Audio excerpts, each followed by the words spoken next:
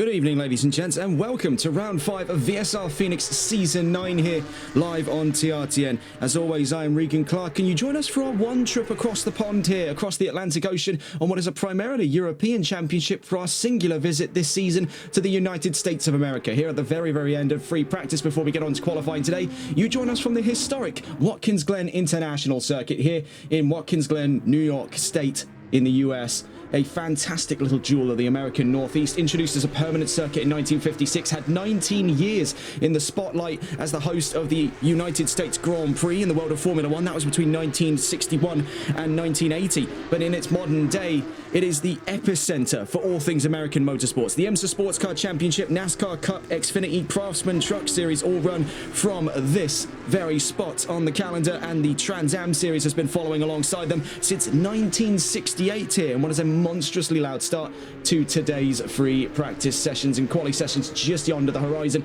2.5 minutes then before we get on to quali today. It is a fantastic little circuit indeed. 11 turns and 3.4 miles of FIA grade 2. This very layout now, bar the introduction of the inner loop chicane down in sector 1 that was introduced in 1992. This very layout we see here, the long course as it's known, has stood the test of time since 1971. Watkins Glen only having undergone one major revamp since its inception as a mainline circuit in 1956. Before that point was a street course that ran through the village of Watkins Glen itself. As we head into round 5 of the championship, things are looking very lively indeed. Now, getting a look into those overall standings before we break things down on a division by division basis. We're watching with dollar up at the moment. Looking in those overall standings, I should say. Sorry, Boris leads with 200 points to nearly, actually just over 50. That's 51 points between himself and Fast Fanatical. Lee Cassie right behind him by a single point there. Blue Frog in 4th. ETE Giles in 5th. Tommy in 6th after round 4 of the championship at the exit of the last of those two races at Zolder. Indian Goat 7th in the championship. Grizz in 8th for the 102 points. Only a single point between the pair of them down in 7th place. Twiglet in 9th. And VSR Antion rounds out the top 10. So with only a minute left to go in free practice, let's quickly break down the division standings. Starting things off in Platinum, you can see that 51-point lead on display there between Boris and Fanatical. Tommy in 3rd, Skino in 4th. And we're hopefully, by the looks of things today, to see the arrival of Season 8's champion, being White Doctor, finally being able to put some points on the charts in the 54. In the gold category, we can see right now it's an 8-point lead for Elite Cassie. ETE Giles, who was previously alongside him, now drops to 3rd by a single point from the Blue Frog, who now takes up the slack for 2nd place. So still very close there after 4 rounds into the championship so far. Still plenty of road left to cover. In the silver category, we can see things even closer as it's 4 points between the leading pair, Grizz and Twiglet, with Antion now down to 3rd by 8 points away from Twiglet. And then in the bronze category, Shawnee Mack now leads in the number 4 ahead of Jonathan Curran and VSR Dollar Up. Jayco and Deadliest Dave still yet to have secured points on the chart today. As we head to the very end of free practice, we can see making his way out through looking at our maps here, down through turn 9 and 10, with a bit of contact against the wall was VSR Antion, and a little bit of trouble there on his way out of Sector 2 into Sector 3. ETE Giles on his way to the line then, as one of the final times of free practice today. Now, bear in mind, in terms of the changes for today's event, we do return to the 20-minute quali and 60-minute race format that dominated Season 8's calendar and Season 7 before it, as only one of 3 events in the championship calendar for Season 9 to feature the 60-minute format. The other 2 being Imola and Silverstone on the 8th and 29th of October. So Giles 4th fastest, and seemingly without a legitimate time on the boards here, as it was a bit of a sparse start to free practice. Most of the drivers just waiting for the main event, being qualifying today, and it's going to be quite an interesting quali to break down here from the data we took earlier on in today. Fast Fanatical fastest at the end of free practice. So with longer qualifying comes, of course, a longer race, 60 minutes as opposed to the 2 30-minute races. What does that mean is that the consequences are still just as dire, and there will not be any go-arounds like we get in the standard double sprint race structure that we've been so used to over the course of the last fortnight of racing across Brands Hatch and Zolder. So now this is really a great opportunity for drivers to show their skills really in terms of endurance racing, as this is the closest they'll get this season to doing an endurance race in these Porsche Cups. Now, I can't imagine a tougher challenge for the drivers today. This track is delightfully old school stooped in the history of stock car racing, it is the perfect territory then for the rough and ready Porsche 911s.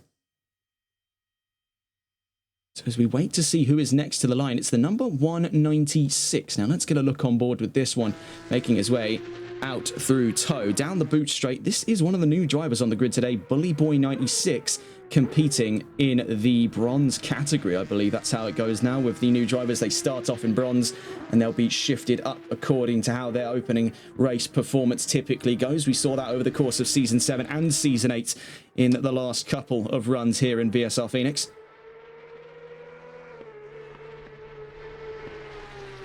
With qualifying just around the corner as well, it's going to give us a great opportunity to break down this fantastic circuit corner by corner. So down towards the line then goes Bully Boy. New driver, and now the last into that session.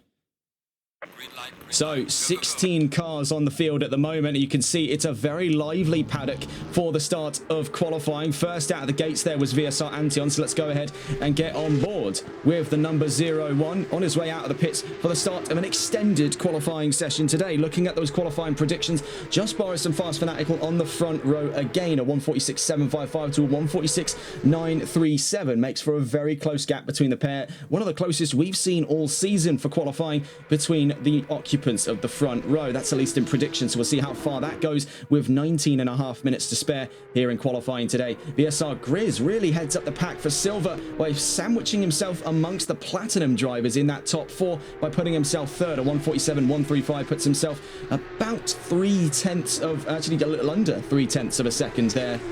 About 280 thousandths of a second to the next driver behind him, VSR Otzi. To White Doctor in 4th. And that's another thing as well. With White Doctor supposedly laying in data for this round, we are expecting to see him today. One is hoping, fingers crossed, knock on wood, that we will see Season 8's champion finally onto the grid here in Season 9 to try and defend his mantle for the championship title.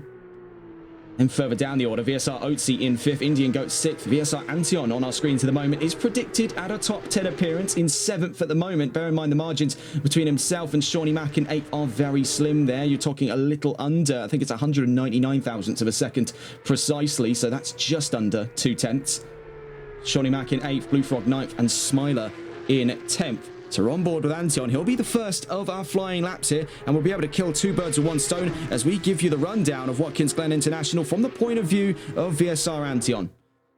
So heading down the opening straight here to the 90, named in honor of the fact it is a 90-degree right-hand slingshot here. Now, we've seen in NASCAR, they have very little regard as it stands for the track limits down at turn 1. We can see all manner of traffic piling up in the last couple of corners, but we head immediately up through the S's, turns 2 and 3. We've seen wet and wild rides in wet races here in Watkins Glen during GT3's tenure across a few different championships. Never before have we seen it under the auspice of the Porsche Cup Series. Down the back straight then to one of the newest additions to this historic circuit. Introduced in 1992, the inner loop chicane was brought in over safety concerns. Then to the outer loop at turn 5. It's already looking to be a very spry start to qualifying for VSR Antion. Also registered on here as ICE Antion. Admittedly, these graphics were made at the start of the season. Now through Shoot Curve, turn 6. On our way into the boot section of the track. Now, there are 2 layouts available. This is the long circuit, the international. The national circuit cuts off after turn 5 and joins on to where turn 9 is. We're out through tow then at turn 7. Open hairpin right brings us into another, I'd say less so, much a softer gradient open hairpin right, but it still does loop slightly back in on itself here at the heel to bring us to the end of the boot section. Then into turn 9. This is where we saw a lot of that traffic earlier on. I think this was just drivers trying to give each other a little bit of space here, but it's very easy. We saw it in GT3 before. Very easy to get on the wrong side of these 2 corners here. Deceptively sharp out through turn 10. Then running in direct opposite directions into turn 11. Very easy to hit the far side of the wall there to your left-hand side as you exit turn 11. So down to the line goes VSR Antion for the first times of today. It's a 152.42. Next to the line, the number 66 of Tommy. We also saw the Blue Frog was just showed on an invalid lap, but does get across the line for the fastest time. Tommy second fastest. Behind him there is Elite Cassie in the number 98. if I'm not mistaken there. Yes, there is Cassie. We also just seen across the line as well. Just Boris across the line, as well as Fast Fanatical. Also saw Oatsy across the line. All three of them now in the top 5. Jonathan Curran across the line in 6th. Across the line there went VSR Dollar. Up behind him is Grizz. Goes to 3rd fastest there. Indian Goat in his pursuit there from 11th to 5th. So a great opening 5 minutes here. Some solid times in. Very close margins we're seeing inside of that top 5. That can always get narrower here. One has definitely snuck through the ranks, I'd definitely say, is that of the Blue Frog. We weren't expecting to see the 61 on the front row this early on in qualifying. But this may be just a little bit of that secret recipe the 61 has been cooking up over the course of this season. We have seen the Blue Frog to be capable of getting into quite a few fights across the field. Could this be one of the best ones in store for him if he's able to line up on that front row? Bear in mind, 60-minute racing here. That will be a mandatory pit stop alongside it. I believe, now I can't confirm the regulations here just because I don't have them to hand, but if I'm to remember correctly, it is for, I believe, fuel and tyres. Now, it could be verified on that one later on. What it does mean, though, for these drivers today is they are definitely going to have to start considering some tyre conservation. They don't just have to get through one race, swap onto a new pair, and then go for the next race. They are going to have to do this on the fly for the first time this season. These Porsches we've seen already are not exactly the most gentle cars when it comes to tyre life. We've seen those tyres drop off dramatically even in the span of a 30-minute race under the absolutely airtight conditions that have ensued over through rounds 1 to 4. Tommy across the line then, and off pole position by a 1/10 of a second. Can Just Boris extend the margins? Then across the line he goes and sends it up to 3/10 of a second. Here comes Fast Fanatical to bring it straight back down to the 1/10 of a second margin that we've been looking for. The 52 now on the front row as is predicted. Tommy in 3rd then, Blue Frog 4th, Cassie in 5th. We've just seen pushed down because here comes VSR Grizz to 4th. Indian Goat then to 5th then as he makes his way across the line. Next to the line as we speak is Shawnee Mack. A very compelling story from Season 8. Now we get to see what he can do in the bronze category for Season 9, starting on the championship proper. And Shawnee Mack does lead that charge heading into round 5 for the bronze championship. He's 10th after that first lap on the charts. Number 28 next to the line. Let's catch on board with VSR Chris. He's into the pit lane, so no lap times in for the 28 this time around. So let's check on board with the next car toward the start-finish line. It's VSR Dollar Up down in the bronze category. Out through turn 11 he goes. Following on his trails there is one of the new drivers today, Bully Boy, who snuck into 12th position in the meantime. In front of him is ETE Giles. So Giles about to set a time. Bully Boy right behind him. And while Giles doesn't set a time, Bully Boy can't find enough for an improvement on this lap just gone. Bear in mind, he's only got to make just under 3/10 of a second for 11th. That's been pushed out asunder because VSR Twiglet has now snatched 12th position off of him, pushing him down another 2/10 from that mark.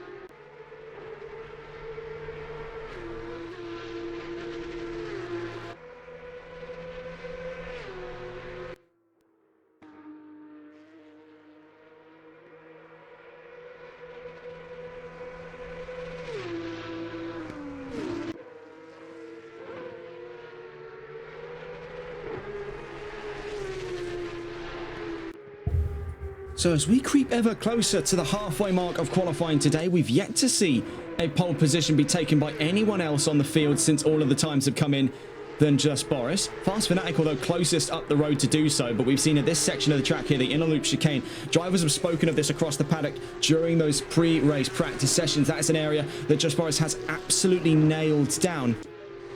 Now, we saw his exploits over on the MSC Club Sports Series last Friday, where he competed under his actual name, and he took a resounding victory with McLaren in Imola. So let's see what he can do now as he hops back behind the wheel of the Porsche Cups here in VSR Phoenix. He has been a busy boy, that Just Boris, and you really got to hand it to him. Rain, shine, GT3 or Cup car, he's able to make the most of very uncertain situations. Things are looking rather peachy, though, all things considered, for weather. It's definitely on the hotter side of things here in New York State. 33 on track, 25 ambient. A little bit on the warmer side here for what is otherwise supposed to be September. Down towards the line he goes then. Will there be another extension, perhaps even into the 146 mark? Now bringing up those qualifying predictions, we know it's possible, but will we see it be broken before the halfway mark of today's qualifying? Yes, we will, because now up an extra 2 tenths and into the very high 146ers goes Just Boris, extending the margin, that which Fast Fanatical could not make up on during his last lap just gone. Indian Goat, in the meantime, has snuck up to 3rd place there ahead of Tommy and Grizz. The Blue Frog in 6th as he makes his way to the inner loop chicane. Elite Cassie in 7th, Oatsy in 8th, Chris in 9th, Shawnee Mac in the top 10. There could be an improvement yet, because having dropped a position there after Antion crossed the line for 8th, Shawnee Mac sadly couldn't find the 5 tenths of a second necessary to get himself ahead of VSR Chris on that lap, but he's just got just under now half of the session left to go. You can see they're stopped on the left-hand side of the track after the 90 was VSR Antion, now up to 8th in the number 1. Number 15 is next to the line. It's Jonathan Curran. We also saw him last Friday, brandishing a very similar painted Porsche 911. Admittedly, that was the 992 GT3R, not the 992 Cup. Nonetheless, down to the line goes Curran from 14th. Sadly, not an improvement this time around neither. So we'll have to wait on the 88 here, the next car on a valid lap to the line, to see if we could get another improvement off of any drivers on camera today.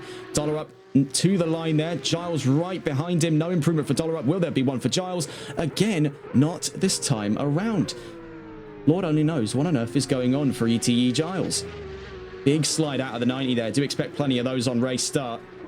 It may be a 60-minute race. It may be double the length of what we've come to expect over the last 2 weeks. That is not going to stunt the aggression of the drivers, as we saw how wild things were willing to get in Zolder last Wednesday.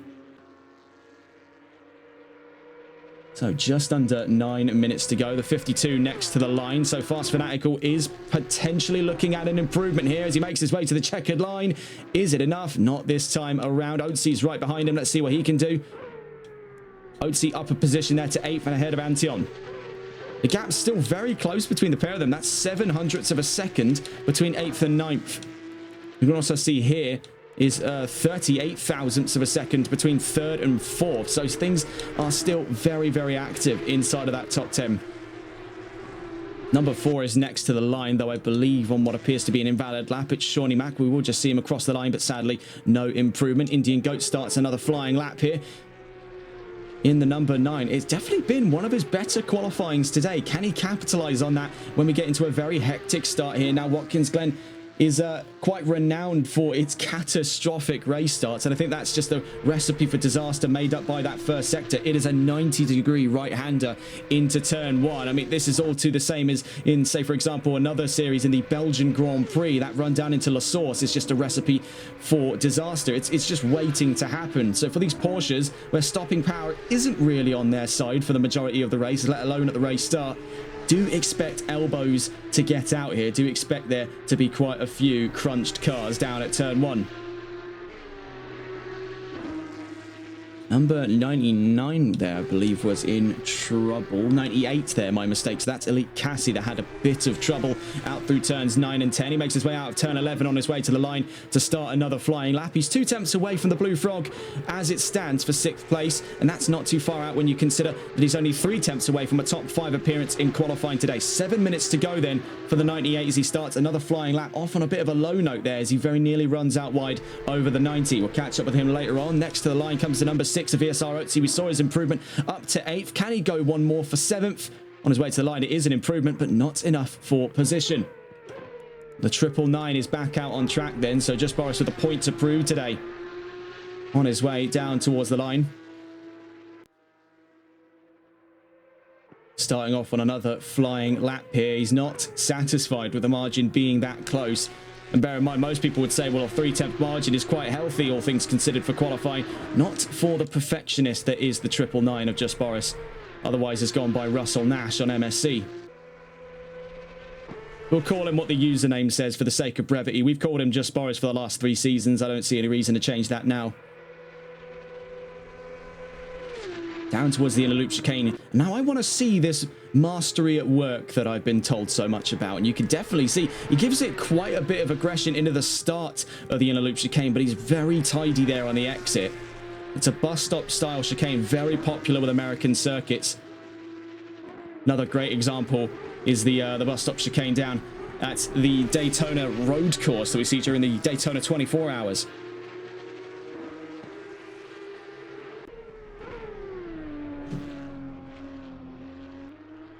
Very calm, though. You can see that it doesn't actually look that particularly fast, but make no mistake, that is still the makings of pole position we're seeing. We have seen an improvement for position there, this time 4, so it appears. Looking at it here, I believe it to be VSR Grizz. We will take a look, though. Yes, it's the Blue Frog that made the improvement, as he was the next one down to turn 1. He's 4th fastest in the session so far. We also saw an improvement, I believe, out of Grizz there for 6th place. Indian Goat now sandwiched amongst the top 5 there, just hanging barely into it. He's himself only about, looking at it here, 85 thousandths of a second away from VSR Grizz, but even closer still, he's 47 thousandths of a second from the Blue Frog in front. So very close stuff around that margin for the top 5. 999 then down across the line. It wasn't an improvement this time around for Just Boris, but not that I think it particularly matters with the leads he's been able to form over the course of qualifying today. Oh, that is a disconnect we've just seen there. Oh, I know what's going on here. That's not good. Well, that's definitely a disconnect wave that's happened. We may have to go to technical difficulties in a moment's time. That's not gone well. Yeah, you can see they're just dropping like flies here. Yeah, that ain't good. Yeah, there could be trouble on the horizon here, folks. That's very clearly just a full G-portal collapse we're seeing. I wouldn't be too surprised if we're next. 4 minutes left to go then. It is a race against time for over half the grid to get back into the lobby. That's going to make for a very, very tough spot for a lot of people. And this is definitely leaving quite the lump in the throat for a lot of people coming into today's race in any hopes of it finishing as a normal race. I do have my predictions about me as to whether or not we'll be seeing a red flag by the end of today, but we can see the majority of the grid are making their way back in force. And still out on that track right now, Tommy having improved now up to 2nd. We'll see where that stands. Fast Fanatical has rejoined the session. He was previously in 2nd place. Now Tommy finds the improvement necessary. And this comes at a bit of a bizarre note, because in the sort of server channel chatter leading into today's race, we were seeing the expression of a little bit of disheartened performance from Tommy. He's just sort of not got the spirit for it anymore. He's been saying that he's getting kind of bored of it. But we're seeing right now, this is definitely one of the better performances to write home about. Now, of course, he took 2 wins last season in a sprint round, no less, in Valencia, in a Porsche, no less. And he's, oh, I maybe spoke too soon. He slides his way out of turn 7. Don't let that stump him. He's had a very good quali session so far. Things hang in a bit of an uneven balance right now in terms of whether or not that server's going to hold up. That's definitely one of the more bizarre sights I've seen. Oh my goodness, there, Dollar Up and Fast Fanatical nearly collide out through turn 7. That could have gotten ugly.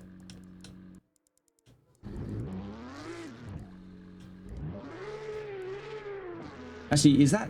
No, that's not out through turn 7, sorry. That's out of... Looking at it here on our maps, that's turn 5. I got ahead of myself there in thinking that was turn 7. But now we can see the lobby is slowly reformed back into one cohesive unit.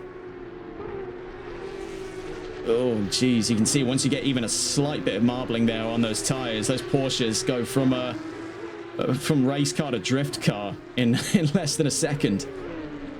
Right now, as it stands, 2 minutes left to go. We're among the final laps of qualifying today. Just Boris leads the charge, then a 1:46.942 to beat. Tommy in 2nd, Fast Fanatical 3rd, Blue Frog 4th, Indian Goat 5th, Grizz 6th, Cassie 7th, Otzi 8th, Antion 9th, and Chris in 10th, Shawnee Mac 11th, Twiglet 12th, Jonathan Curran in 13th, Bully Boy 14th, on debut, mind you, as well. VSR Dollar Up in 15th, ETE Giles still without a time. Looks to possibly be starting from the back today. Now, admittedly, we didn't check the rulings for the various incidents that went on last week in Zolder. So it may very well be a case that Giles may have lost out on qualifying today. I mean, that's not stopped him from going around the track multiple times. Could it just be a case where he's not really clicking with the track? Running out wide then, calling it quits on qualifying today. Another, so it could seem, pole position. We'll see whether or not that mantle gets broken today. Under a minute then left to go. These will be among the final laps we see out of Tommy and Fast Fanatical, both of which out on track at the moment. We can see in pursuit of Fast Fanatical up through the S's as Elite Cassie in that bright red number 98. Now on their way down to the inner loop chicane.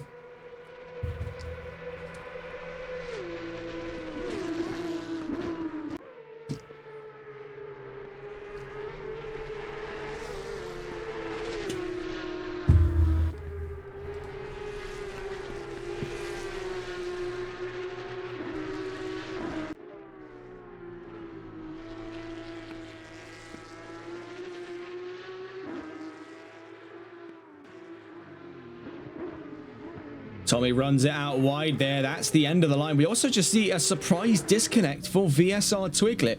That is going to push a few people up some positions there from out behind Shawnee Mack. Jonathan Curran now up to 12 for the end of qualifying today. Just Boris seemingly on pole position. Tommy throws in the towel. There is one yet final hope here for a surprise pole position out of Fast Fanatical. Behind him there is Elite Cassie there on the exit of turn 8. Turn 7. No, it is turn 8. Now through turn 9. Now to turn 10. He needs to make about 3.5 tenths of a second there for pole position. For Elite Cassie, he's got quite a lot more of a challenge here to try and get up onto that second row. He needs about 6 tenths of a second. So who's got it pitched here to the line? First comes Fast Fanatical, doesn't take home front row, but who does, as a matter of fact, very nearly cling to the hopes of a front row is Elite Cassie. Goes up and ahead of Fast Fanatical, following in the line of the 52 there, surfed the line of Fast Fanatical, but did not make any of the mistakes. That's good enough for third then. That's a great turnaround, all things considered, for Elite Cassie in qualifying for round 5. Brilliant, brilliant stuff then. Little in the way of news to report from our side of things. There was quite a packed news segment in the last couple of broadcasts we've had, namely as well from the Competizione Performance League, of which we covered earlier on today. That was about 1 a.m. our time. It's one for the second and final event of our broadcast day here, Wednesday, 17th of September. So, Just Boris on another pole position. It seems that we're drawing parallels here between the two series we've been covering in the last 24 hours of total domination in the palm of one man. Looking at those previous race wins as well, it's going to be, well... Oh, that's the race winner. My mistake there. This button. Here, the previous race winners. Just Boris has won the last 4 rounds in succession. The 999 has gone untouched in this championship so far. Boredom out of the number 98 of Elite Cassie, or perhaps celebrations for a second row start. He's in a very good position here. He'll be surfing the line of Just Boris down to the 90. Could find himself on the beneficial of lines heading down into turn 1. That could save him from any kind of lap 1 calamity, which we are definitely expecting to be just around the corner in Watkins Glen. So, of course, that mandatory pit stop in effect, and now we get onto the discussion with just about 3 minutes before the formation lap of the grid for round 5 of the championship. Just Boris on another pole position. Tommy lines up on the front row, one of his best qualifying performances of the season. Elite Cassie in third after a fantastic final lap performance pushes him ahead of Fast Fanatical, who rounds out that second row. Then in the third row behind them and rounding out the top 5, the Blue Frog in the number 61 ahead of Indian Goat in the number 9. VSR Grizz in 7th in the number 44 and VSR Otzi in 8th in the number 6.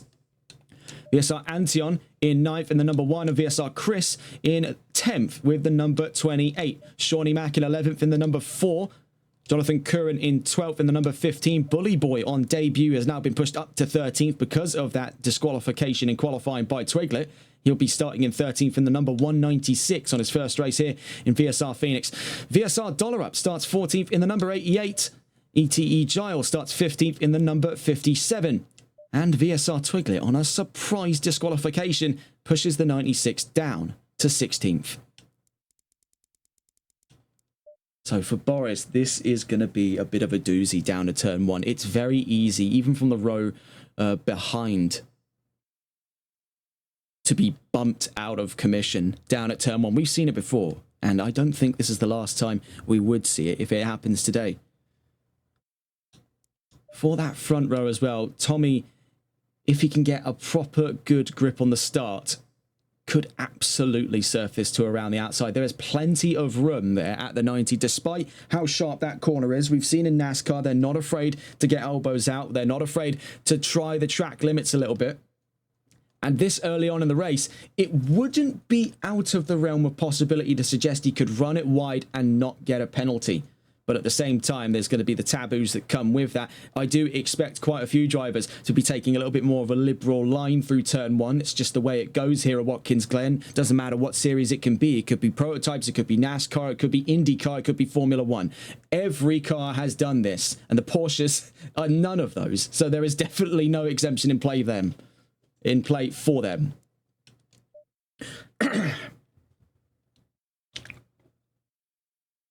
So the 30-second warning then being given.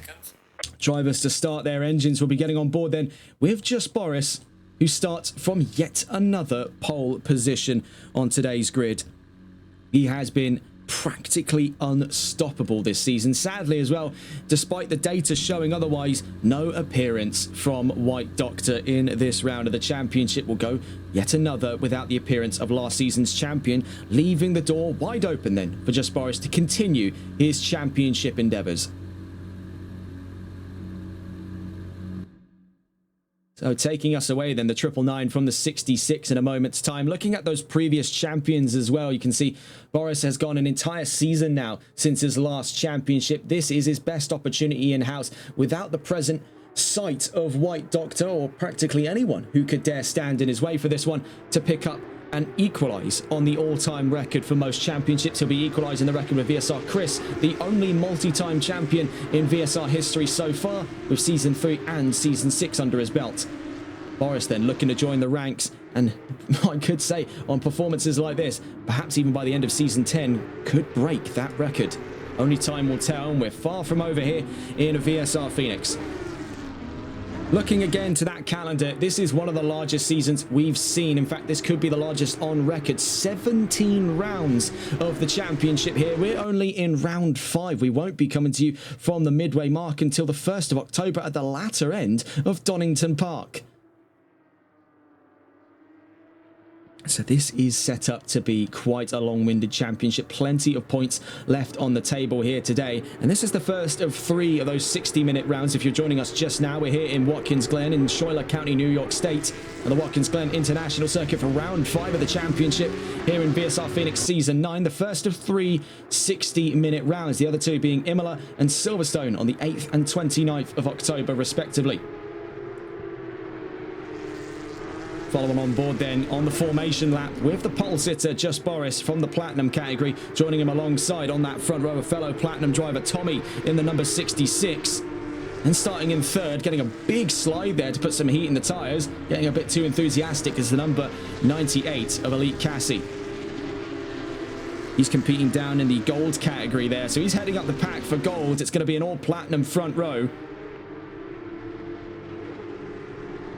Well, I think we're definitely seeing, if I want to take a look down the field as well, let's try and get a look on board with the car in 3rd. We can see from 4th's point of view, just in front of him there is Elite Cassie. Let's try and get on board with Cassie here. So in the favour of Elite Cassie, he has had a very solid season so far. Only 4 rounds in very good point stead in division as well.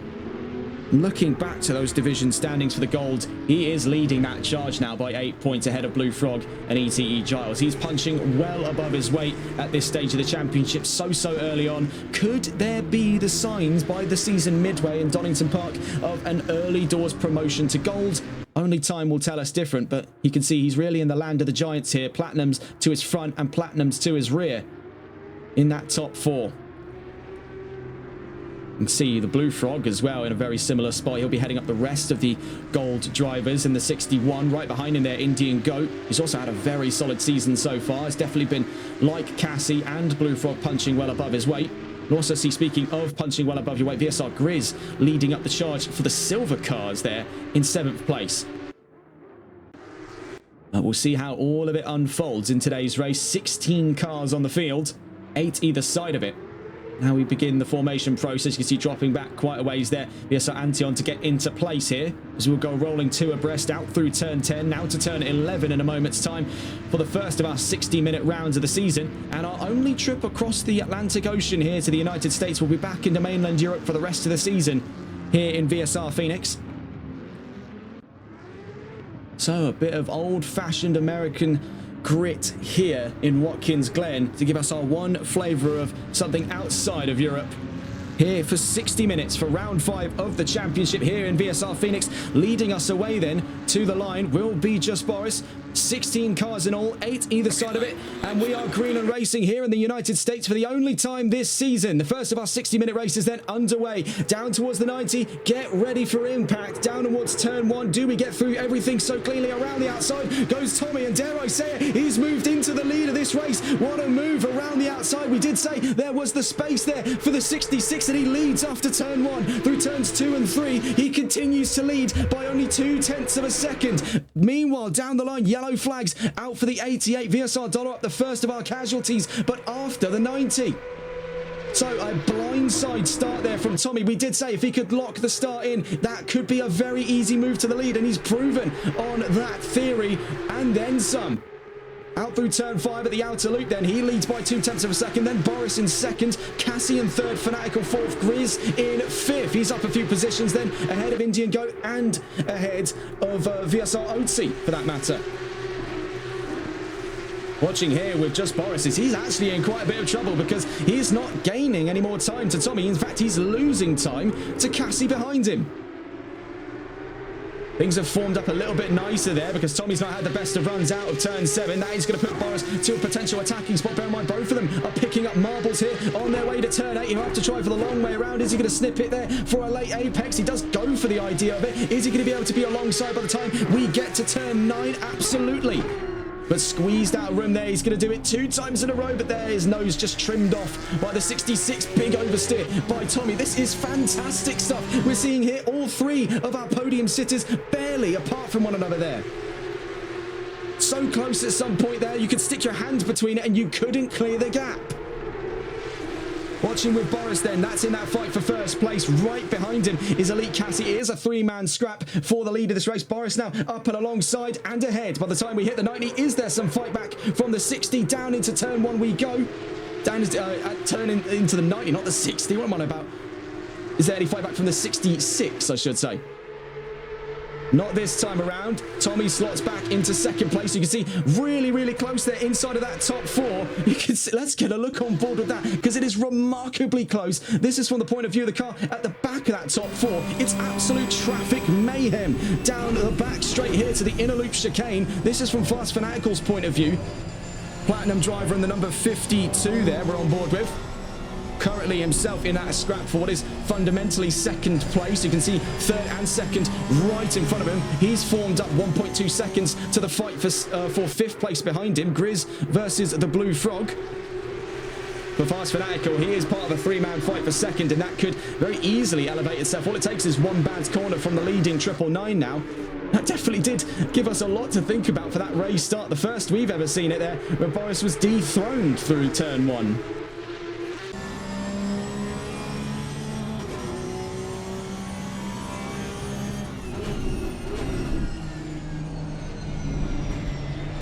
Big bump there out of turn 8 for Tommy. That's going to put Cassie ever closer to him. Watching here with Fast Fanatical, we get a look over the dash of the 52. Tommy manages to defend for the inside. Cassie swings it back in. Still looking for the more aggressive of 2 lines. Things could get nuclear here. You've got 3 drivers not willing to budge an inch to one another on the exit of turn 10. Now to turn 11. All the meanwhile, Boris now a second up the field. Bear in mind, it says Fast Fanatical. That was how he started the season off. He has now since changed back to Fast Fanatical. We will eventually have to change that graphic because I hate having to clarify that. Out through the 90 then at turn 1. And Fast Fanatical drops back a ways there. So out of that fight for second, we can see, meanwhile, in the background, there was trouble for Grizz. You can see another fight going on here, an incredibly close one at that. This is for VSR Antion. He's fighting Otzi, Chris, and Giles, for that matter.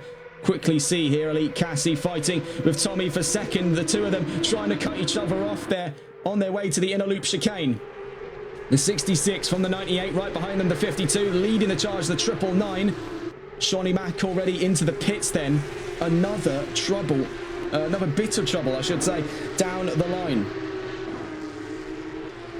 Now, not to detract from what's going on there, but there was a very close fight going on behind, and there still is, as we can see, just a toll there of the damage that had gone on for Shawnee Mack.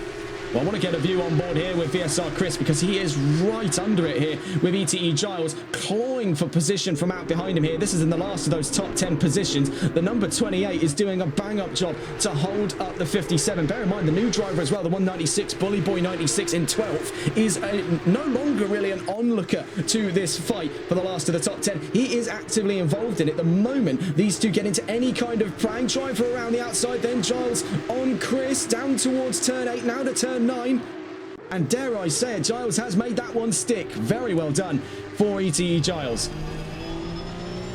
Brilliant move. That's forced Chris back out of the top 10, now into the iron sights of Bully Boy for his first big fight here in VSR Phoenix.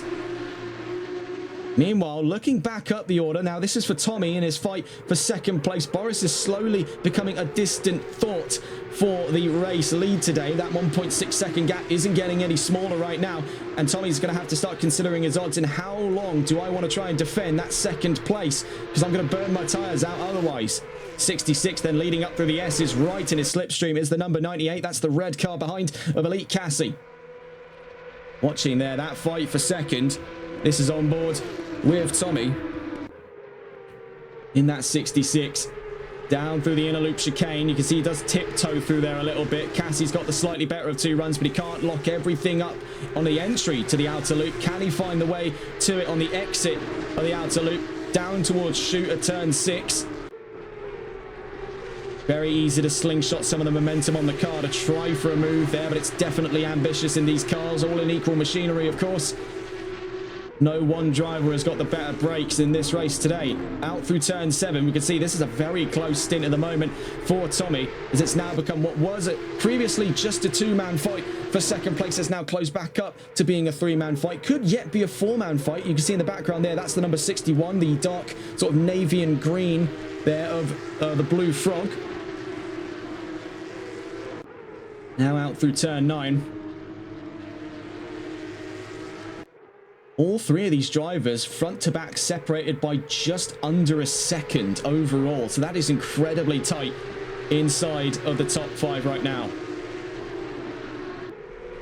We want to get a look around the field there as well, just to see where the other fights are coming from. This is another very close one. ETE Giles, having already fought his way up to the top 10 ahead of VSR Chris, now has Oatsy in his iron sights. It's a very, very close field toward the back of that top 10. VSR Antion still leading that miniature train. Quickly checking in here after the exit of turn 1. Tommy's still in that fight for second, but Cassie is ever closer here. Up through the S's, we watch on board with the 98. Out through turn 3. Now to turn 4. As we enter the back straight, this is where he could definitely lock everything together. He's in the slipstream. So too is Fast Fanatical. This is the closest he's been in the race so far. Down towards the inner loop chicane, but it's to the outside. Hoping the 66 sells himself short. Not this time around. Tommy's done a great job there to hold him off. Now at turn 5. Let's get a look on board, though, what's going on further around the field. Oatsy in 9th. You can see Giles right behind in there. Chris looking for some fight back. And there's the 196 of Bully Boy right behind the pair of them, now actively involved in a fight for his first ever top 10 appearance here in VSR Phoenix. So this is brilliant stuff. Exhilarating in the opening 10 minutes here at Watkins Glen. Going for the inside then is Bully Boy, but snipped off there after shoot corner, I should say, turn 6. Just couldn't find enough momentum through it. Cassie still in pursuit of Tommy. You've got to have your eyes on stalks here to capture all of the action today. We can also see, looking back into that fight for Chris, Giles and Bully Boy at the back of that top 10, starting to dissipate at the last interval there. Absolutely looking for a major crunch here. We are a 5-car train for 8th. Antion leading the charge, then Oatsy, then Giles, then Chris, then Bully Boy. That is absolute cinema. And alongside with Fast Fanatical there was Elite Cassie. Those two getting side by side. That invites the Blue Frog into the fray here, so he could absolutely have a go out through turn 11. He's going to have the run on the number 52. So the Blue Frog has been invited in. after sector 3 there to come and have a go for a second row appearance. We can see a little bit of jittering there from the 66 in front. Tommy with a little bit of disconnect problems, perhaps. Let's hope nothing happens in the way of that. We already had that issue during quali. It is so unexplainably close here in this grid. The words fail to exit my mouth to properly just describe what I am seeing here. This is one of the greatest spectacles of racing I've ever had the pleasure of commentating for, and it doesn't just start with the top 5, it ends with the bottom 5, because you can see 8th, 9th, 10th and 11th all in arms there. Even further behind, Jonathan Curran and VSR Twiglet just toward the back of the top 14 are also in a fight of their very own. Side by side, Curran goes the long way around for the start of the inner loop chicane and maintains 13th. Up the road, let's see what's going on here out through turn 5.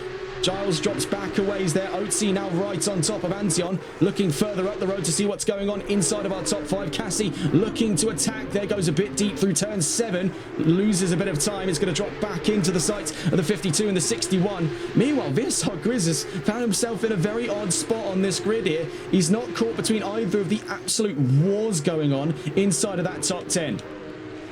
Caught very awkwardly in the middle, hoping for an accident up the road to give him some free positions. We're just over 10 minutes into this race, and it has already been 10 of the most cinematic minutes of racing this season so far. Watkins Glen, I've got to say, bring it to more calendars. As many times as you can feasibly fit Watkins Glen onto a calendar, please do so in the future, because this track is absolutely mega. Bumps for both, looking at it there, Fast Fanatical and Indian Go at turn 11. Meanwhile, in the background, you can see Antion at the start of the pain train as it is. Turn 1 gives rise to P8, P9, P10 and P11. All down through the 90 there. Barely anything between them. Then into turn 2, now at turn 3. Incredibly close stuff there as well. We will check in up the road with the fight for second, but we're about to see perhaps a move here by Otzi, because he's got the run on Antion down towards the inner loop chicane. The number 6 goes for it on the chicane, has to cut the first part very nearly, puts himself in a blind spin, jumps over the curbs, and oh, it's so incredibly close. How has he been able to hold the car in place there without it coming off the rails? That was insane car control. It was definitely a bit of an ambitious move. I'm not sure if he had the rights in his mind to make it, but he did make it stick. That is brilliant. There's so many times that could have gone catastrophically wrong for him. Now he heads up the pack. Otzi up in at 8th there, and Antion drops down to 10th, as now up to 9th goes ETE Giles. VSR Chris now looking to get side by side with Antion on his way down towards turn 8 at heel curve. Right behind him there is Bully Boy as well, so if he fumbles this move, he's right into the sights of the 196, and just like clockwork there, we are nearly 3 abreast, down towards turn 9. Bully Boy right alongside VSR Chris now, on his way to turn 10. In the background, Curran v Twiglet still roaring on there for 13th. Now getting a look up the road, the Blue Frog up and ahead of Elite Cassie. It has been a bit of a blunder early on then for the 98. He's dropped out behind Fast Fanatical and now out past the Blue Frog. Meanwhile, up the road, forming a healthy gap here is Tommy. So the real battle inside of our top 10 is going to start to become more about the last of those podium positions.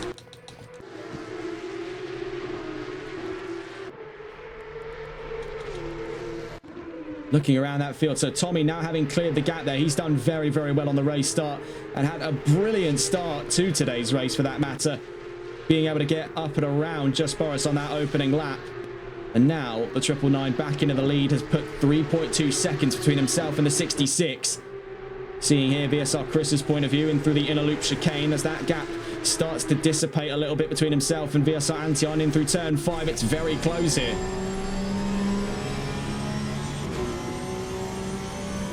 Down towards shoot curve at turn 6. ETE Giles, you can see up in front of him there. That's the black and magenta Porsche up in front of the more traditionally just pink number 1 of VSR Antion, getting a bit sideways through turn 6. You can't see it right now, but we're nearly 15 minutes into this session, and I am sweating bullets from the start of today's race. That is insanely close stuff, and we are far from over, because here comes the look at another move, this time between Chris and Antion, going up the inside in toward turn 8. Can Antion fight that one back? He's got a switch back on him. Will he be able to make it stick by the time we hit turn 9? He's going for a double by the looks of things.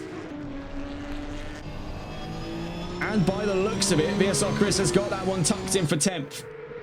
So very well done. He's back into that fight for the top 10. We'll catch up with him later on. We look at the fight up ahead of him. ETE Giles versus Otzi.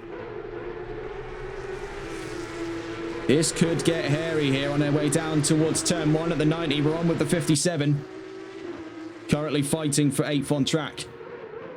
Meanwhile, behind him, you can see, well, could have seen, there was, I believe, some side-by-side action for Antion and Bully Boy. Those two very, very close from one another at the moment. We're watching with ETE Giles, though. Up through the S's, so he's definitely got the slipstream now on Otzi. This could be his opportunity, but it is not going to come without tremendous risk. As you can see, down the back straight, tries to sort of poke his nose out of the slipstream there just to see the road ahead. In through the inner loop chicane we go. Better of the two lines there, but a big bounce on exit caused him to lift off the throttle. Now through turn 5, getting on the throttle a little earlier than number 6, keeping himself with on his way down towards turn 6 we go. This is incredibly close stuff between the pair of them. Same story further down the line for Antion v Bully Boy. We'll get a view on board with that in a moment's time. Down towards turn 7, up the inside then, holds VSR Otzi. He's on the defending line now. He's very acutely aware of the fact that Giles is on his tail here and is not going away anytime soon, so he's taking up that early defensive performance. Now, especially with this mandatory pit stop in play, we could expect the performances to start cooling off a little bit as the next 13 or so minutes will give rise to the bulk of our pit stops. Trying his luck there in through turn 9. Big oversteer, great correction by Giles. Now on his way to turn 10. In the background, we can see, though, I believe, yes, trouble has befell that 196. Now out past the number 15. It's dropped down to 13th place for Bully Boy. Dropped away from VSR Antion. Antion now actually catching up to VSR Chris, so there will be that fight running in parallel. We're still watching with the saga of Giles v Otzi for 8th on track. We will get a look up the road as things are starting to close up between the 52 and this and I want to take a look on my readouts here. Not entirely sure of the 52's with. Let's actually get a look at that now. Curiosity has struck me in this moment. 52 and the 61, so that's being the Blue Frog and Fast Fanatical. Quickly back on board then with Giles v Otzi. Down towards the inner loop chicane. We hit this same section of the track all too many times today. Every time has been in some very small, sometimes very large way, different each time. Last time, things were a lot more smooth for Otzi. That was quite a big bounce he suffered there past the midway of the inner loop chicane. Now on the exit of turn 6 with the better of two lines. He's got more momentum to spare, so going for around the outside is ETE Giles. You have to trim that one back in, perhaps to a more aggressive exiting line, and that he does. That's going to put him up towards the inside there. A great run for the 57. Now as we get side by side, Otzi v Giles down towards turn 8. Can he make this one stick? Goes a little earlier on the brakes, not trying to send himself off the track here, and that was very neat and tidy by ETE Giles. A textbook up the inside send, where we could see yet a counter-attack from the number 6. He does put his way up to the inside at turn 9, but doesn't have the momentum to carry things out to turn 10. So Giles up to 8th, Otzi down to 9th. Chris, right behind the pair of them, as a matter of fact, will be making his way into a fight of his very own. Let's get a look, though, what's going on up the road. This is at the back of the podium. Now, this has been a very carefully maintained gap for Fast Fanatical, keeping everyone just at arm's length here in this race. Moreover, his priorities still reside with catching up to Tommy, who, by the way, has now dropped beneath a second in those intervals. So something went wrong on that last lap for Tommy, because he's not only lost about half a second over what he had to Fast Fanatical, he's also lost 2 seconds to just Boris at the last interval. Out through turn 5, Fast Fanatical's in pursuit. We'll catch up with him in a moment's time. We take a look around the field once more. We see that VSR Antion has dropped back quite a ways there. Is in a lonely 11th place. Looking up the road, you can see the fight between Otzi and Chris. Looking behind him, you see the fight between, well, the former fight as it now stands between Curran and Twiglet. The Blue Frog, I must say, has really submerged himself amongst the land of the giants here. So too as his comrade in the top 5, fellow gold driver Elite Cassie. That's an all-platinum podium we're looking at the moment. The gold driver's really not too far behind.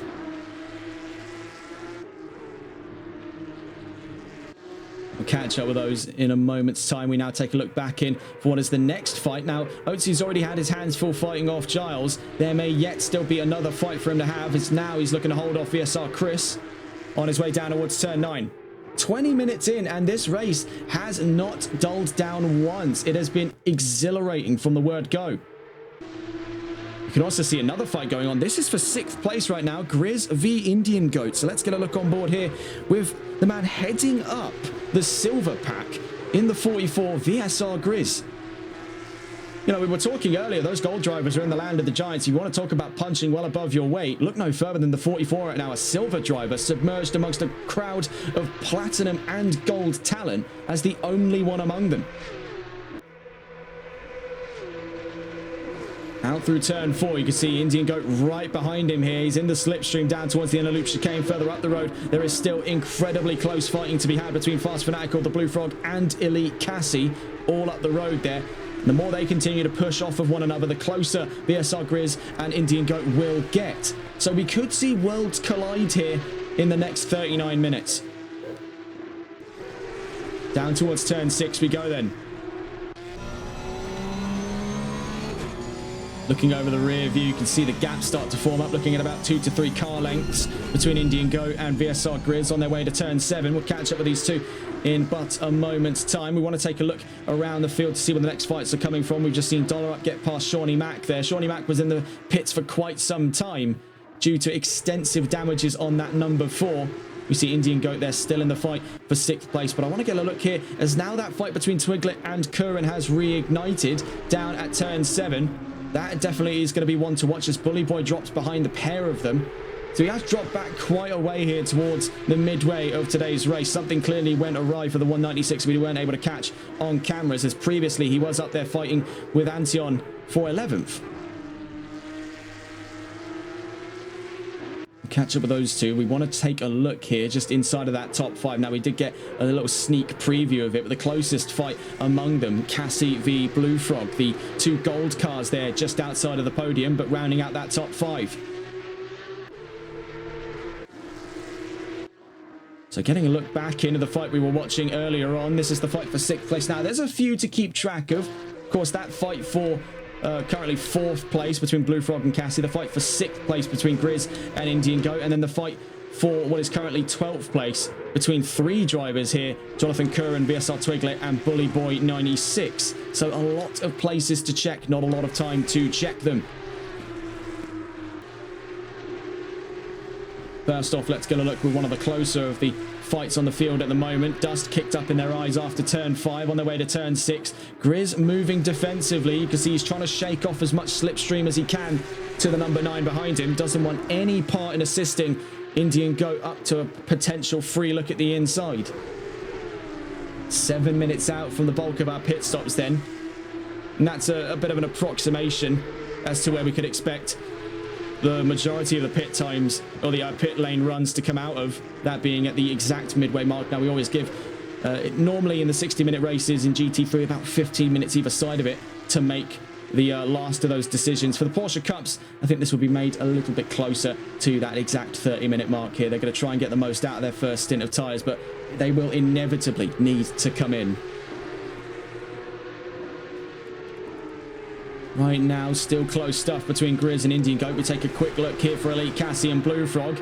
Cassie with the better of 2 exits there at turn 11. It has become a 3-car fight, as now creeping up to the 52.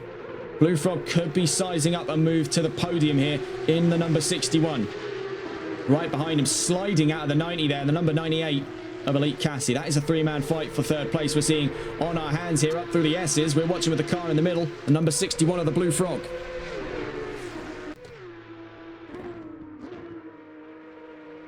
Three-car fight for third. You can see as well that gap between Tommy and Fast Fanatical has not dissipated. It has gotten closer and closer at a very slow and steady rate. The Blue Frog has to cut both parts of the chicane there. Cassie won't be particularly happy. Not only for the fact that Blue Frog is still ahead of him after cutting the track, it's also because he had quite a bit of dust kicked up at his eyes there after that maneuver. Meanwhile, just taking a quick stab at what is going on for the fight of sixth there. You can see still very close. We'll have more to report on that in a moment's time. We're still watching with the Blue Frog as he finds himself in the middle. Let's see if we can catch back on board so we can get some onboard footage here from car in fourth, the Blue Frog in the number 61 Porsche. You can see a very clear line of sight now up to second place. Tommy is slowly being reeled in by Fast Fanatical, and this is a bit of a slippery slope from here. There could be the chances he comes into an early pit lane run to try and circumvent what is going to happen if he stays out on track, because if he gets caught up by one, he's going to be facing all of them down here as they're all in very quick succession of one another. So heading out through turn 11, have we seen any suggestions of a pit lane run? No, not any of the drivers at the moment. We see in the background, we do see one duck in. It's the 98 Elite Cassie is in to the pit lane. So none of the top four changed their course so far, but Elite Cassie is in, trying for an undercut. It's going to be very cheeky if he's able to pull that one off. Of course, Watkins Glen's got one of the shortest pit lanes in ACC, so strategy is absolutely vital here to min-max those useful times. Blue Frog still in pursuit here, 0.3 of a second to Fast Fanatical as we head to the inner loop chicane. See the amount of movement in the car as well out through the inner loop chicane. Those curves are tremendously high. They look a lot flatter on camera than they are. It really does rock the 61 around. And through turn 6, bit of understeer for the car in front. Meanwhile, now I just want to take a quick look here. This is for the fight of what is now 5th place. Was 6th before that's a early pit lane run by the 98. And this is between Grizz and Indian Goat down at turn 7.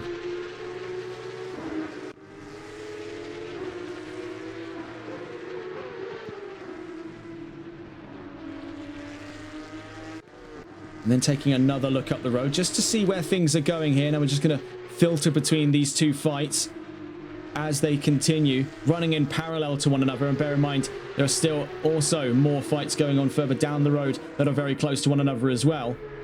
One of them, as a matter of fact, here, the number 15, the number 96, VSR Twiglet and Jonathan Curran. Curran's to the inside for his run to turn 8 at heel, but Twiglet's going to try for the long way around the outside and holds on to his position. The 196 is in trouble. Are we to suggest a potential yellow flag rolling in place for Sector 3? The 196 does appear to have some kind of damage. Let's see if we can catch on board. And no, oh, never mind. You did have to see the front. Oh, that is not looking great for Bully Boy. That could be an early pit lane run had ever I seen one. That is a face like a smacked bottom there on the 196. Not looking particularly grand. Heavy nose damage there.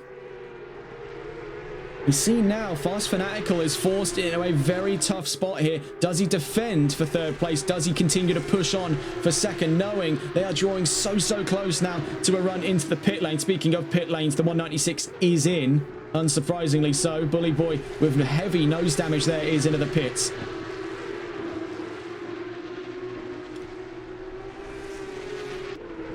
Down towards turn 7, a bit of a jitter there from the 66. Let's get a look at that on the replays. We can see in through turn 7 at toe. We were watching with the 52. Now we're going to keep track of what's going on up the order for Fast Fanatical v Tommy. That has gotten very close to being side by side. But just going to look here. The tyre's well out of commission there. It's gone into... That was a bit of a bizarre one. It was understeer, then snap oversteer. Very bizarre. No, sorry. Oversteer, then understeer. The back end stepped away, and then the whole car just started understeering.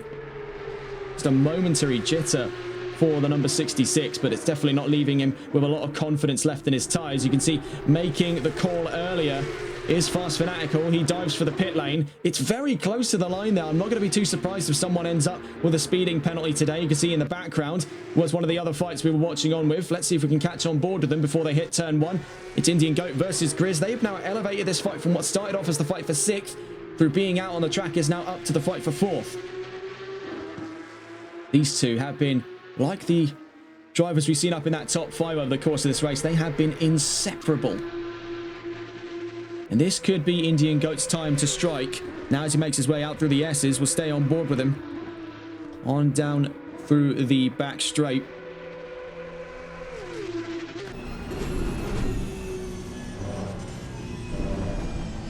See, very, very heavy slam for the number 9 there over the left side suspension. Very easy then in this situation. Should this be a real life race, to collapse the suspension there. We're heading towards the halfway mark of today's race, so we'll get a look at where things stand just before the swarm of pit lane runs. I believe we still have quite a lot to report on that right now. We're still watching that fight for 4th place as it stands. Just Boris leads the charge. Tommy in 2nd, Blue Frog in 3rd, VSR Grizz in 4th. You can see there the bright green number 44 leading that charge for 4th place. Right behind him, the royal purple number 9 of Indian Goat. Then VSR Chris in 6th, Otzi 7th, Antion 8th, Curran in 9th. As Fast Fanaticals into the pit, so too is ETE Giles and VSR Twiglet in 11th and 12th. Elite Cassie 13th, Bully Boy 14th, Dollar Up 15th, and Shawnee Mac in 16th. So do either of these two make the call to come into the pits? We've seen that now we're past that halfway mark. We're into the latter half of the race today. Who makes the call first? Bear in mind there'll be pretty early warning signs of a run into the pit lane. Now into the pits, there goes the Blue Frog. So this has now elevated up to 3rd. Now, functionally, it'll still probably be down for about 5th or 6th by the end of the race when you consider these two still have to pit, and there will be that strategy in play across the field, and everything will start to balance itself back out later on. But on track, as it stands right now, all's fair in love and war. It is a fight for 3rd place. Indian Goat closer than the lap before. He's right on top now of VSR Grizz, and he's finally wormed his way to the inside. Can he make it stick down through the inner loop chicane? He goes up the inside and holds it. Now can he hold it on the exit of the chicane? No upset on the balance there for Indian Goat. That is a fantastic move. Now out through turn 5, he's up to 3rd on track. We'll see where that stands after the pit lane runs. He's made that one look easy. Jonathan Curran on a lonely drive now in 7th. VSR Antion and the Blue Frog behind him in the pit lane. Just Boris also on a lonely drive there. It's definitely a much more active start than we was expecting to see, as he did have to fight back for the race lead against Tommy. But fight he did, and lead he does. Now with just under half of the race left to go, he's formed nearly 2 figures worth of a gap to Tommy. That's currently 7.5 seconds. Then you look even anywhere behind him and we're north of 10 seconds. Does he make the suggestion for a pit lane run? Not this time around. 27.5 minutes left to go. He'll stay out. Now, what does Tommy do on his way down to the pit lane? Also the same story. He stays out. So for Indian Goat, who's now taken 3rd place, let's have a look here. So we also see the reinvigoration, as it were, the reignition of the fight for position between Fast Fanatical and Elite Cassie. That'll carry its way all the way back up to the top 5. Blue Frog not too far away from either of them. Had a slower than expected pit lane run. He's 7 seconds away, but he can make that time up in 27 minutes, especially with those two adamant to push and shove. Grizz is into the pits, so too is Chris. Both the VSR cars, 44 and 6, into the pit lane. 44 and 28, sorry. The 6 was making his way between them. We also see some side-by-side action here from drivers on a separate length of the race. Shawnee Mac there being taken on the inside by Antion. Now to the outside at turn 6. Indian Goat stays out then, following on the trails of 1st and 2nd.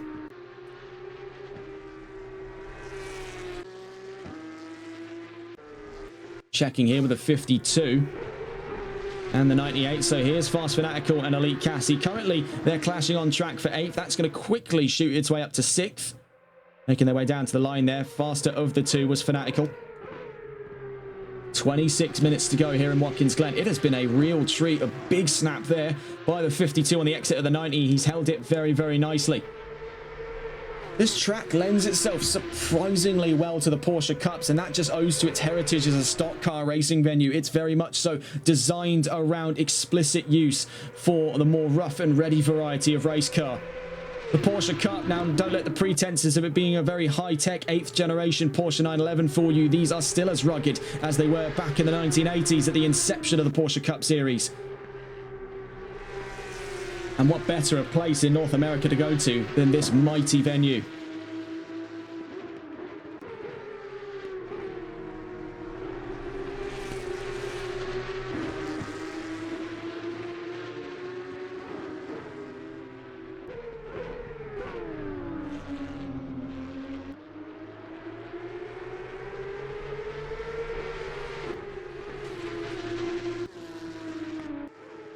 So let's just have a look around the field real quick. We see now the second part of the perspectives here. We saw from Fast Fanatical's point of view. Now we see Elite Cassie's point of view in that fight for what is currently 6th. Now with Oatsy in the pits, that could be a fight yet for 5th. There's Oatsy into the pit lane among them as well. Taking a look, it's a whole swarm of cars there. That's the whole top 5 right now in the pit lane. Just Boris, then Tommy, then Indian Goat, then Oatsy, then Jonathan Curran. But he's run into trouble because he's facing the wrong way. What has gone on there for the number 15? You can't park there, mate. Passing him on track then. There's Fast Fanatical and Elite Cassie. They'll be surfing their way up because Boris is already on his way out. Pass through turn 1. Tommy trying to chase them out, but he's lost ground and lost quite a bit of ground there. That's been disastrous for him because he's dropped now behind both Fast Fanatical and Elite Cassie. We'll wait for that to update. Indian Goat's also lost out a lot of positions there as well. Just Boris has only just been slightly affected. You can see those two warring on from behind. They are not too far away at all. 24 minutes left to go then. That has left quite the crowd splitter in the way of things. It pushes Fast Fanatical up to 2nd. It pushes Elite Cassie up to 3rd. It pushes Tommy down to 4th. Actually, that's 5th when you consider the Blue Frog, who also managed to sneak his way through there. The data just updating to give us that. Tommy has had an absolute rotter from the pit lane. It can't be anywhere near as bad as what happened for Jonathan Curran. I'm still puzzled as to what precisely went on for the 15. He was facing the wrong way on his way in. Did he accidentally spin into the pits? We have seen that before. A very, very rare example. That was, I think, round 6 of Season 1 of the NLRL Sunday League. Hayden Prodger spun into the pit lane at one point. Has he stalled the car? I think Jonathan Curran has stalled the car. He can't get the engine restarted on the number 15. You can't hear anything there. The engines you're hearing are the cars passing him in the pit lane. I think he has genuinely stalled the engine there. There, he's got the engine started. There he goes. That has been all manner of problem for the 15. He pulls it to one side. Something is wrong. Jonathan Curran may have just found his way out of the race today. His car has given up on him. Whatever on earth happened down on the entrance to the pit lane, I don't know if that was necessarily the nail in the coffin, but something went wrong with the transmission on the 15. Couldn't lock into gear. You saw him trying to roll the car forward. He was trying to engage it in gear. He was just redlining. So either the clutch is gone, or something even, something either worked. Maybe we're dealing with a broken gear. Maybe we're dealing with more damage in the transmission than we've been led onto. But the bottom line is, Jonathan Curran, until the mechanics can figure out what on earth happened to the 15, is effectively down and out of this race. That is a bizarre first. I don't think we've ever seen something like that before. Now, there could be explanations outside of what we're saying here. It could be a case where maybe his rig's died on him, his hardware's failed, something clearly out of his realm of control. But what we saw there was a car give out in its attempts to engage gear. That usually means the clutch. He was able to get the engine started, so it's not an engine problem. It's definitely something to do with the transmission. Now, back on to what's going on up here. It's just Boris on that second stint has surprisingly not carved away a more stereotypical gap we come to expect of him in these races. Normally, he makes his way out of the pits and he's 12 seconds up the road by the next 4 or so laps. This is something quite indicative of his performance. It's almost textbook for the 999, but he finds himself surprisingly at this stage under siege by not 1, but 2 competitors, Fast Fanatical and Elite Cassie. Now, if this isn't the sort of demo reel you need to put Elite Cassie up into platinum, I don't know what will be. As he's definitely making his intentions clear to fight for the gold championship, to get up there through hard work. But I would not be too surprised if balance puts him up there in the first place, because he is incredibly fast here in Watkins Glen. Now, of course, the rating system is based off of multiple tracks, not just the one. Of course, every driver will have the one track they excel at. Right now, we're seeing for Elite Cassie, he's definitely had his day in the sun here in Watkins Glen International. So Boris, 0.8 of a second up the road from Fast Fanatical in second, then Cassie in third. Let's get a look then at the rest of the field with 20.5 minutes left to go. As mentioned there, that's our podium. Boris from Fanatical, from Cassie at the moment. That is subject to change because they're all very, very close to one another. In through the inner loop chicane we go. The Blue Frog in fourth. Tommy down to fifth after a disastrous change in the pit lane. Indian Goat's actually closer to him than Tommy is to the rest of the top five. VSR Grizz in 7th, VSR Chris in 8th with ECE Giles right behind him. There is an imminent fight there for 8th place on track. Antion in 10th then with VSR Otzi in 11th, Twiglet in 12th, Bully Boy 13th, Dollar Up 14th, Shawnee Mac 15th. Jonathan Curran with a transmission failure appears to be out of today's race. That is a very bizarre first. We're on board with just Boris, but we're going to get a look with the other cars on the podium with him, namely on board with, if we can find him here, Elite Cassie, because he was getting dangerously close to a move on Fast Fanatical, and that could leapfrog him to give him the momentum to come and challenge the race lead. This could be an incredibly exciting end to today's race. We were expecting just Boris to run away with it, as he did in the opening half, but as we enter the twilight chapter of our race here in Watkins Glen, the only race of the season outside of Europe, this could be suddenly quite a turn of fate for the 999. He's gone absolutely flawless over the course of the season so far. Looking at those previous wins, it has been totally under his name to claim for the last 4 races. That includes both the rounds at Brands Hatch and Zolder. But in our first single race of the season, this could be yet to change. See, from Cassie's point of view, he dropped back a bit. The gaps now stand almost in perfect balance between all 3 of them. 0.6 of a second either side of it if you were to look from Fast Fanatical's point of view. Up through turn 4. That's our top 3 right now. Let's get a look at some of the other fights going on the field here. There are quite a few to report on. So there's the top 5, but let's get a look further down the road here for the last of the top 5. It's our top 3, I should say. This is the top 5 fight.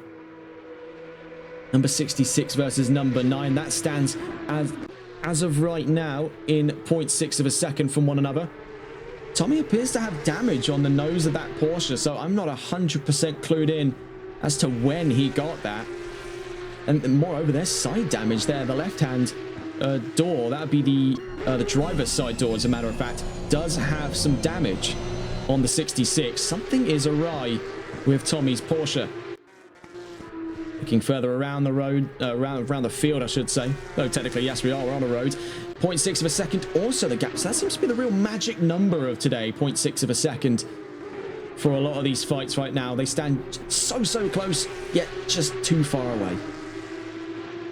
And that was not too close, yet too far away. As a matter of fact, I believe was just a move for position there. Otzi v Antion. Now Otzi up to 10th, Antion down to 11th. But damage on the nose. So much like Tommy, something has gone amiss here for the number 1.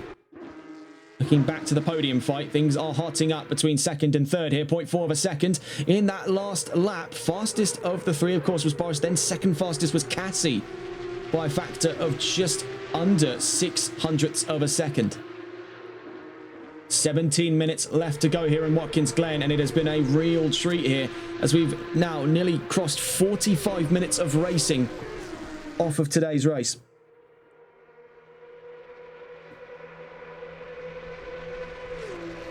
See Boris slowly opening the taps there on the 999. He's getting further and further away. That gap now just 1.1 seconds between himself and Fast Fanatical. At its closest, it was 0.4 of a second.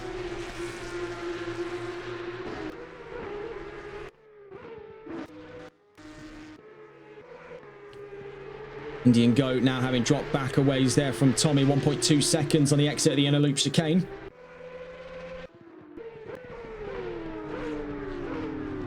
We see here from Boris's point of view, Last time we were on board with him proper was on the formation lap, some nearly 45 minutes ago. This is the race leader.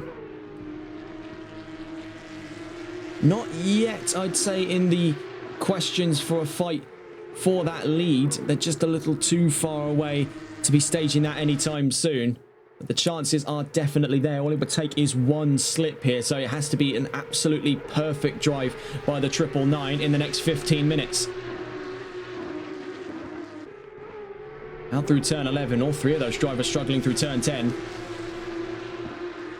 We'll catch on with these three later on. You can see things getting closer and closer here for Giles v Chris. This is in that fight for 8th. Let's see if we can catch on board. Oh, that's perfect, as a matter of fact. One click and we're there.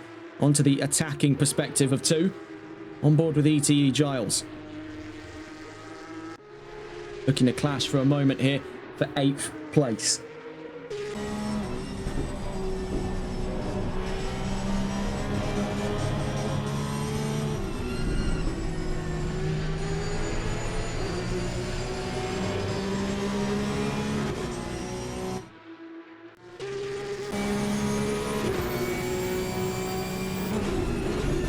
Down into the 90 we go. We're on with the helmet cam and the number 57.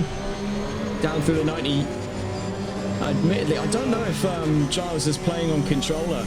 That would maybe explain how jittery the inputs appear on that wheel there. If that is actually wheel gameplay we're seeing, then I have no idea how a man can move his hands that quickly. That is some cat-like reflexes for ETE Giles to keep himself safe there on the exit of turn 1. Very easy area, so it's been proven already for the cars to step out. It's happened almost every single time for at least one of the drivers on the field over the course of this race. In the 24 laps that we've ran so far, not one driver has gotten through there completely unscathed over the course of today's race. Giles does drop back a bit though. Perhaps indications here, maybe a lack of confidence in the 57 right now. Chris being able to pull the gap up to about 0.4 of a second. At its closest was 0.2. In towards turn 7. With a more aggressive of 2 lines through turn 7 now on the exit on our way to the boot straight.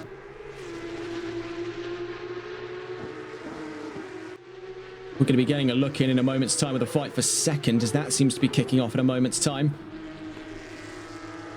They're currently heading down through turn 1. We're watching with ETE Giles and VSR Chris for the fight of 8th as we enter turn 9.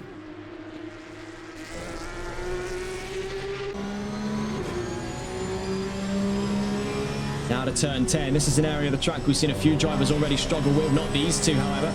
Make their way out of turn 10. Very little issues there for the 28 and the 57. Now into turn 11. Will we be kissing the wall there? No, no chance. And in the slipstream, this is one of the best chances he's got so far. ETE Giles there eyeing up the racing line. Is he looking for a sudden switch to the inside? Yes, he is. He's gone for it. He's definitely tried to sell a blinder there to VSR Chris. He definitely put quite the chill in his spine down at turn 1. Didn't ultimately commit to the move, but it's going to start getting in his head more and more here, playing a little bit of the thinking man's game. Up through turn 4 we go then on the exit of the S's, back onto the back straight. 0.3 of a second. He's too far away to be making a move for the inside at the inner loop chicane. You've got to be absolutely on top of your opponent to make a move there, as we've seen a few times before. Down at turn 5, he's losing ground there. Not the greatest of entry lines. He might be able to tuck this one back in. No, it goes even wider on the exit, but he has carried a lot of that momentum. So as he tucks back into the slipstream on the number 28 in front of him, he could yet still have a chance to salvage it, and this will be the next opportunity for it down at toe.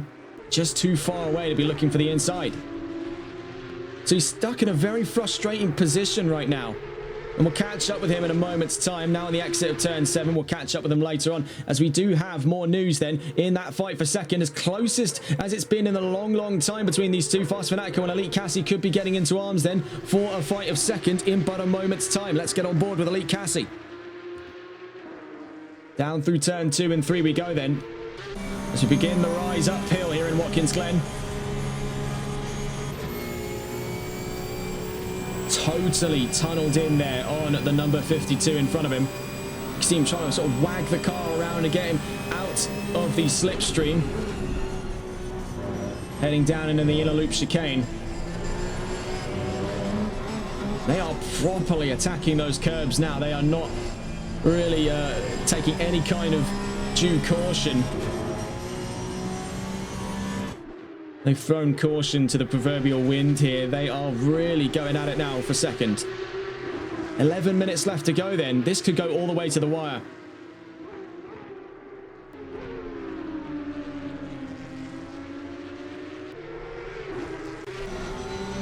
Out through turn 7.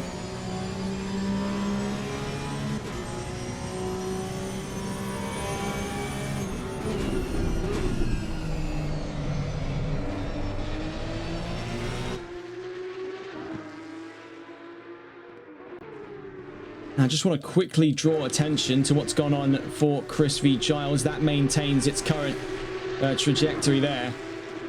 Back on board with Cassie. We've also seen Elite Cassie in a few other series there, and this is just as motivated as we've seen him in quite a few other series. He's definitely a very, very competent pack fighter. We know, and he knows especially what he's doing.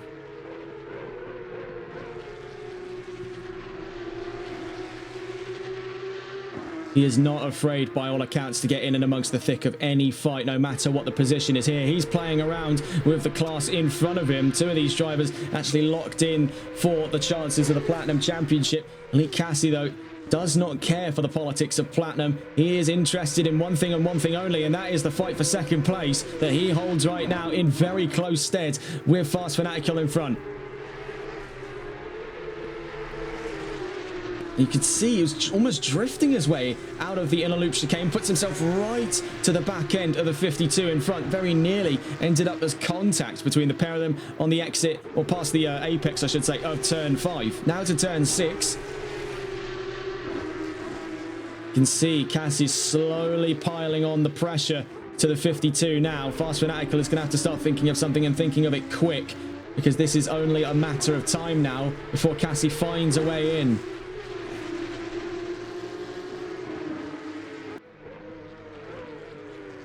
Down towards turn 8 we go. Flashes for the camera.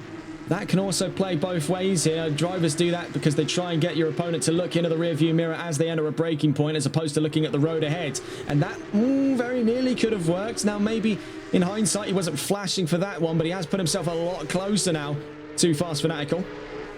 Doing it again there. Very cheeky from Elite Cassie. Not illegal, though.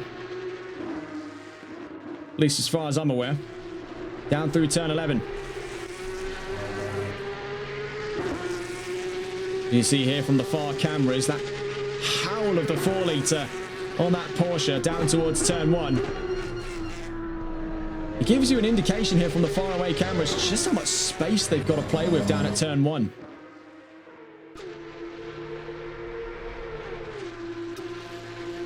Now, we've seen the attacking point of view. Let's see if we can get the defending point of view of this as we quickly catch back on with what's going on with Chris v Giles. Now 0.6 of a second out from each other. Now we're on board with the defending point of view. We're on with the Platinum of Fast Fanatical in the 52. Trying to keep things nice and calm here. 7 minutes left to go. He's functionally looking at about 3.5, 4 more laps left on track before the checkered flag. Just very calm, smooth inputs on the steering there. Not looking to take any unnecessary risks now. He's got the position he wanted. He's up and ahead of Tommy. Moreover, he's only 2.2 seconds from Boris, so one slip from the 999. Now, not to be expected, but one slip, and he's right on top of him for a potential race lead here. As we enter lapped traffic, there is the chances for that 2.2 second gap to wither up front. What is not withering right now is the fight between himself and Elite Cassie. That's still drawing in just south of 0.4 of a second. A big slide there for Fast Fanatical on the exit of turn 9. Now as we hit turn 10, the back end is slowly giving way here. That explains the smoother inputs. It's not only a case here where he's trying to taper off the performance to try and not overdo it before the final couple of laps where he can then give it 110%. He's also just trying to keep the car nice and happy, because it is definitely anything but at this phase of the race. In the last lap gone then, only two, looking at it there, I want to say 2 hundredths and 5 thousandths, I think, was the gap there between himself and Elite Cassie in terms of lap time. Up through turn 2 and 3. This could be Cassie's time to strike. Now, this is among the closest opportunities he's had on the back straight. He's in the slipstream. What will Fast Fanatical do? I think he's just going to stick religiously to the racing line here, knowing that Cassie's not stupid enough to try this late on into the race for some side-by-side chicanery through the bus stop chicane. Or the inner loop chicane, I should say. Out through turn 5. These two absolutely glued to one another at this leg of the race. They have been inseparable from the pit lane. From that run into the pits, these two have been right on top of one another, and it has not ceased for but a second. There has been no moment of respite, no quarter given in their fight for second. Who yet emerges on top for the fight of second place? Just Boris disappears into the distance. That now forging up nearly half a second over the course of this lap alone between himself and Fast Fanatical. So definitely now rests the consideration of what can I do to fight off second. Trying for the inside was Elite Cassie. That was very nearly contact. Now trying to get inside Fast Fanatical's head. A big slide again for the 52. So we cut away from him to get back on board with the attacking point of view of things. Let's see if we can do so, as we're now getting back on board with Elite Cassie.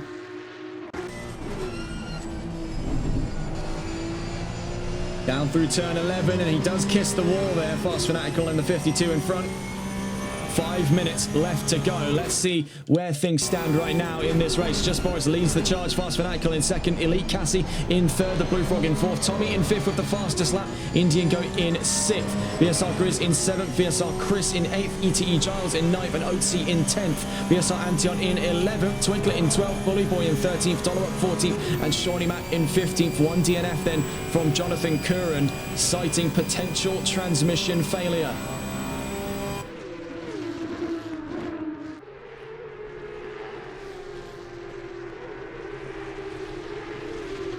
Cutting the chicane there for Cassie. How on earth does he look to try and keep the car on the road here? Very nearly. He does save it though, but that may have just sold out his chances for second today. He's got 4 minutes left to go. He's picked up a lot of marbles, but there is a yellow flag out. I will tell you who that's for. It's for Tommy. Tommy in trouble. He's back into the pit lane. Sadly, we couldn't capture what's happened there, but Tommy appears to be out of round 5. The last time we saw the transponder on the 66, it was on the inside, the runoff, as it were, the emergency runoff for the inner loop chicane. Something has gone catastrophically wrong for Tommy today. And there goes his chances of a top 5 in round 5 of the championship. Back into green flags.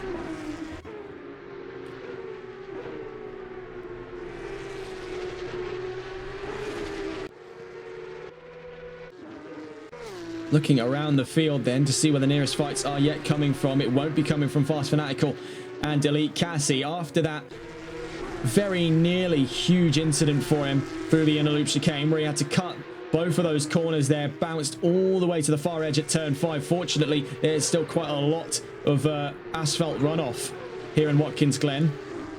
That owes to its nature as a NASCAR track. Was able to keep Cassie out of harm's way. Blue Frog still in 4th. It's going to be a big shift of positions coming up then. Indian Goat to 5th. VSR Grizz to 6th. VSR Chris to 7th. ETE Giles to 8th. The 96 in trouble though. That's for, if we get a look here, that's for Twiglet. Ran into a spot of bother at turn 6. Now we can see the back of the car, but I want to see if we've got damage over the nose, and it's minor at best. There's some scrapes on the splitter. Something more wrong with the tyres there, so it seems the back end stepping away through turn 7.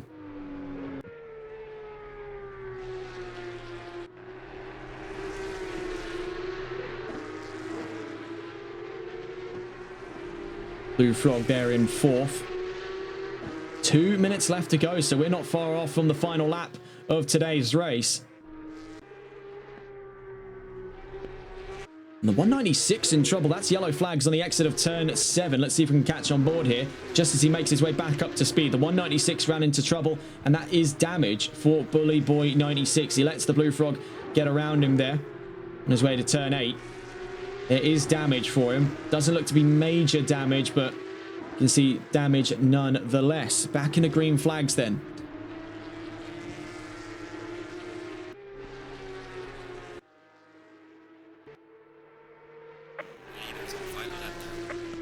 So as announced there, the leader now on the final lap. So we'll catch on with Just Boris in a moment's time. We'll take another look around the field here to see where the last of our battles could be coming from today here in Watkins Glen International. It seems everything has started to simmer down, and what has been an absolutely white-hot race today has now started at the very, very last second to cool off. Looking on that field then, right now, closest fight, 2.7 seconds was the interval for Chris v. Giles. As right now, everything else looks to be just a little too far away to be considered a fight. Those two potentially ones to watch then by the end of today's race.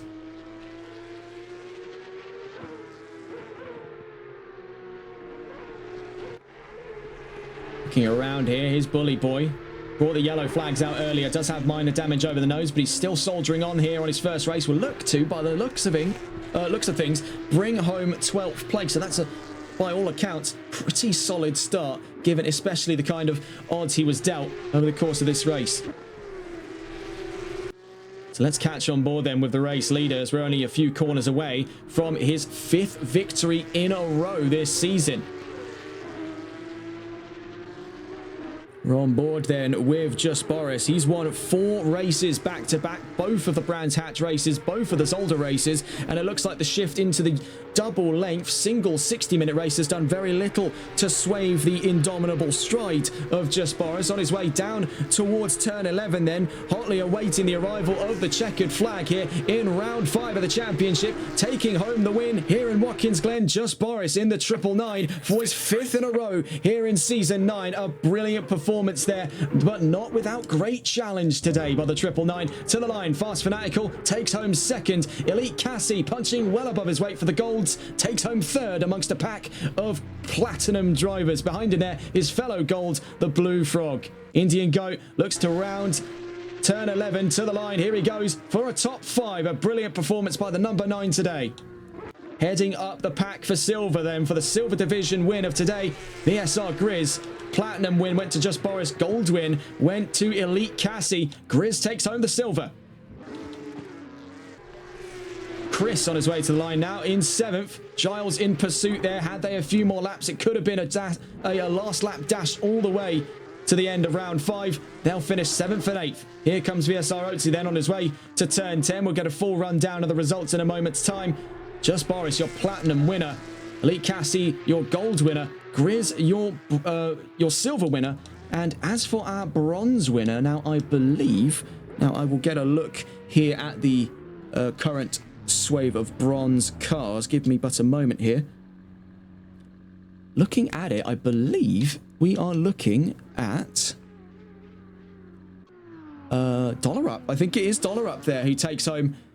Actually, no, it would be Bully Boy because he's competing from bronze. So Bully Boy takes home a division win on debut. He'll be perhaps moved up to silver and gold by later on this season. So there's the full rundown. Just Boris wins in Watkins Glen overall. Fast Fanatical in 2nd. Elite Cassie takes 3rd and the gold division win. Blue Frog in 4th. Indian Goat 5th. Grizz 6th overall, but a win in silver. Chris in 7th. Giles 8th. Oatsy 9th.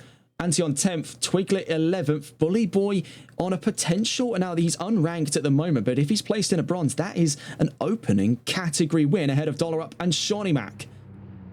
Dollar Up in 13th, Shawnee Mac 14th, Tommy, a very reluctant DNF there, not sure what happened to him. We saw what happened to Jonathan Curran 13 laps before. That was a transmission failure by the looks of it. But what a very, very striking race it has been here in Watkins Glen.